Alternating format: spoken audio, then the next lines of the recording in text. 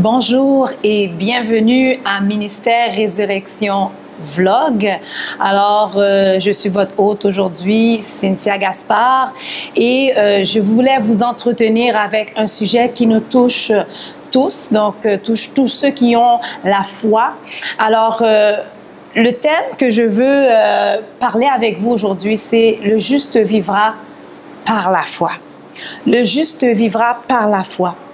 Nous voyons dans le texte de Galates 3, verset 11, qui dit que le juste vivra par la foi.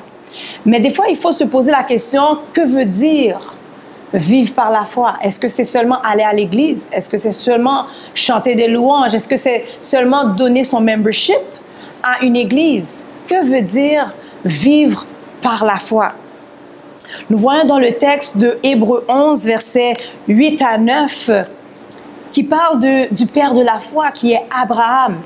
Et je vais le lire pour vous.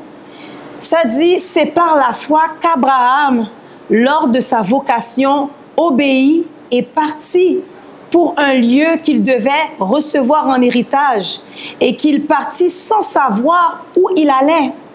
C'est par la foi qu'il vint s'établir dans la terre promise, comme dans une terre étrangère, habitant sous des tentes, ainsi qu'Isaac et Jacob, les co-héritiers de la même promesse.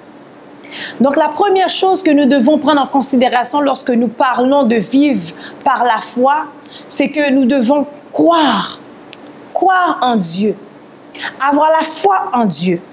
Et parce que nous avons la foi en Dieu, parce que nous croyons en Dieu, cela nous pousse à faire acte d'obéissance lorsque Dieu nous parle.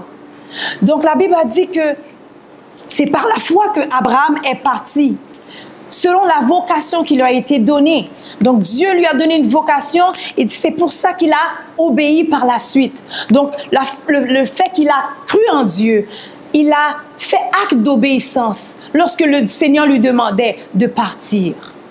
Il a fait acte d'obéissance. Et parce qu'il a fait acte d'obéissance, c'est là qu'il a obtenu les promesses que le Seigneur, que Dieu avait pour lui. Donc, il a eu la faveur de Dieu. Lorsque nous obéissons au Seigneur, lorsque nous obéissons à ce qu'il nous dit, nous avons la faveur de Dieu dans tout ce que nous entreprenons pour Dieu. Et nous commençons à hériter des promesses de Dieu. Parfois, nous nous demandons, pourquoi ce que je lis dans la Bible, je ne le vis pas? Pourquoi les miracles qui sont écrits dans la Bible, je ne le vis pas? Mais la question que nous devons nous poser, est-ce que nous obéissons au Seigneur lorsqu'il nous demande d'aller, de prier pour telle personne? Est-ce que nous obéissons au Seigneur lorsqu'il nous demande de se consacrer davantage à sa parole? Nous devons obéir et hériter après les promesses de notre Seigneur. Hébreux 11, versets 1 à 2 nous dit: or, la foi est une ferme assurance des choses qu'on espère, une démonstration de celles qu'on ne voit pas. Pour l'avoir possédée, les anciens ont obtenu un témoignage favorable. Ils ont obtenu un témoignage favorable parce qu'ils ne se contentaient pas juste de croire, mais ils se contentaient de croire et d'agir selon ce que le Seigneur a dit, ce que Dieu leur a dit. Ils ont obéi. Ils ont obtenu un témoignage favorable. La parole de Dieu nous dit que dans le verset 6, toujours dans le chapitre 11 d'Hébreux, « Or, sans la foi, il est impossible de lui être agréable, car il faut que celui qui s'approche de Dieu croit que Dieu existe et qu'il est le rémunérateur de ceux qui le cherchent. » Nous devons mettre notre foi en action pour pouvoir hériter et voir les promesses, vivre les promesses, expérimenter les promesses de Dieu. Jésus a dit à ses disciples de ne pas quitter Jérusalem et jusqu'à temps qu'il n'envoie le Saint-Esprit. Qu'est-ce que les disciples ont fait? Ils ont obéi au Seigneur. Et nous voyons dans le livre de Actes comment le Seigneur a tenu sa promesse. Il a envoyé son Saint-Esprit. Pour conclure, notre problème par rapport à la foi, c'est que nous voulons souvent voir avant de croire. Et le Seigneur nous demande de pouvoir croire pour voir.